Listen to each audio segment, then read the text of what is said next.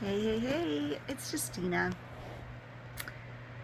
So, I've had a bit of a revelation recently that I wanted to share with you.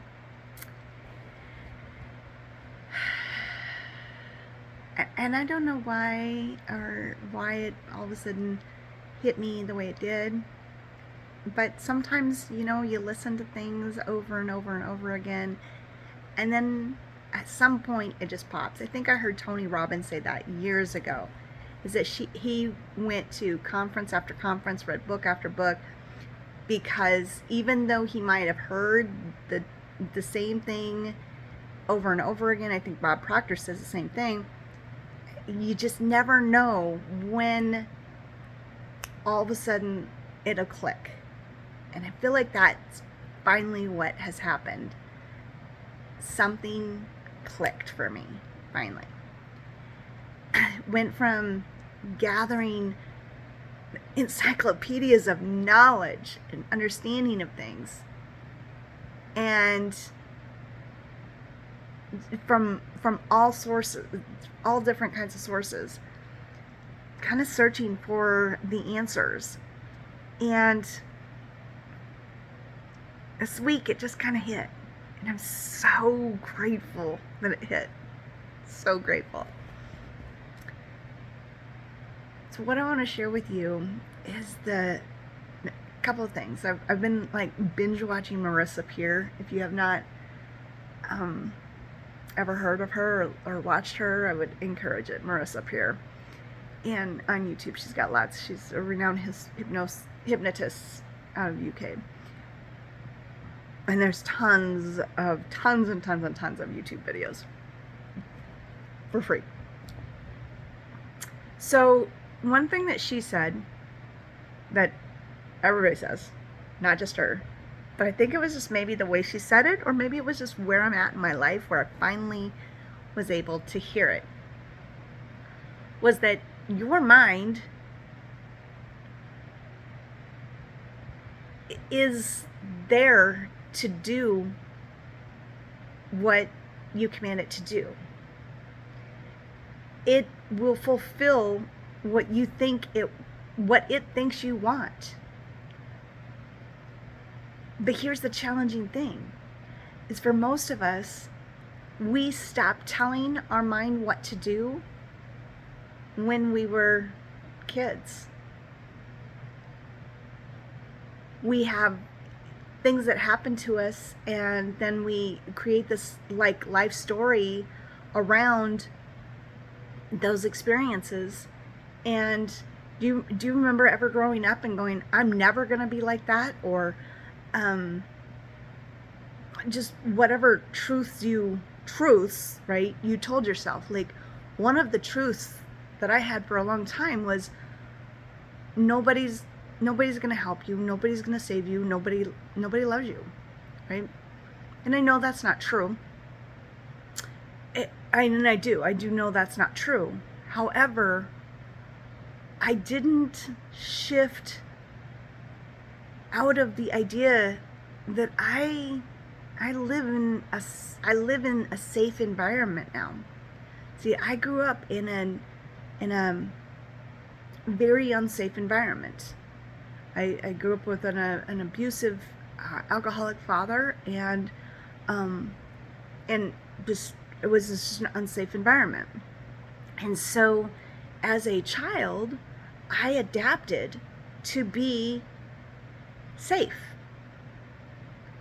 in that environment. And so all of my adaptations, all of my beliefs, all of my persona came from that environment. It really hit me the other day. I know this sounds like crazy, because it's not. It didn't like hit me the other day that I'm no longer in a unsafe environment. I know that I'm no longer in an unsafe environment, but it was like I did not redirect my mind into saying, hey, we are in a safe environment now. We've been in a safe environment for 30 years. What worked as a child to stay safe is no longer working for me as an adult to stay safe, believe it or not. Because as a child, I had to stay small and quiet and not be big and creative and bold. I couldn't express myself. I couldn't express happiness. I couldn't express sadness. I couldn't express anger. I couldn't express anything because I was in the family I grew up with this narcissistic father. You know, the only ones that were allowed an expression was you could only really be allowed an expression that he had. And if you had any expression that he did not have, it was not okay. Like, I can't tell you how many times I remember hearing, "What are you smiling about? Why are you so happy?" You know? And so it's just like shut down that part of me.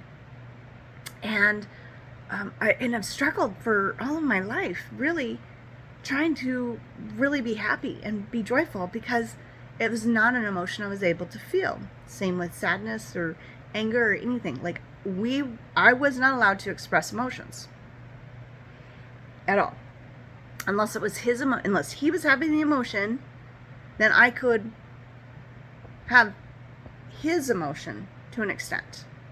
Right? If he was feeling sad, then I was expected to feel sad, and pity for him, basically. If he was feeling anger about somebody, I was expected to be angry about that person too, right? And same with happiness. If he was, drunk enough and having fun enough and being happy, then there was something wrong with me if I wasn't.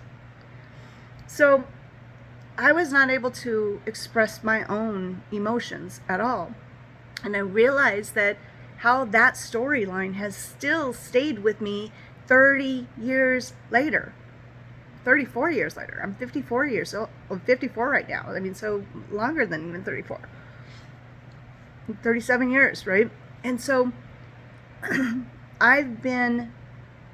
that program has stayed with me, and I've been responding and reacting in that same way for 37 years, even though I'm no longer in that household. I'm no longer not safe. I'm safe and I'm secure and I can be myself and I can show up and be authentic and bold and brave and fun and creative and weird. Because I'm safe. And so what I've been doing over the last week or so is telling myself that, hey, mind, brain, I'm safe now. And I choose now to feel safe. I choose now to feel secure because I am safe and secure. That old me is not me anymore. That person is not my life now. I am in a different place in my life. And I want to make different choices. And I want to make different things. I want to take risks. And I want to show up. And I want to be bold. And I want to be whatever. However that looks. So I want to encourage you to think about the stories you might be telling yourself based on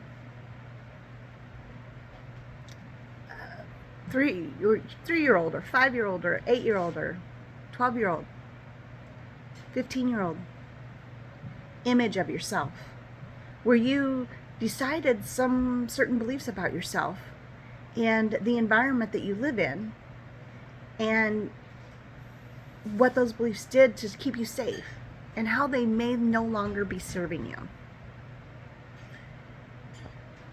Because you are unique and powerful and magical and majestic. You are loved and you are valued and you are safe and you are protected. You are amazing. Every single human being on the planet is loved and valued and safe. And I wonder if you started telling yourself that, what might you change in your life? What decisions might you make that allowed you to feel more abundant and free?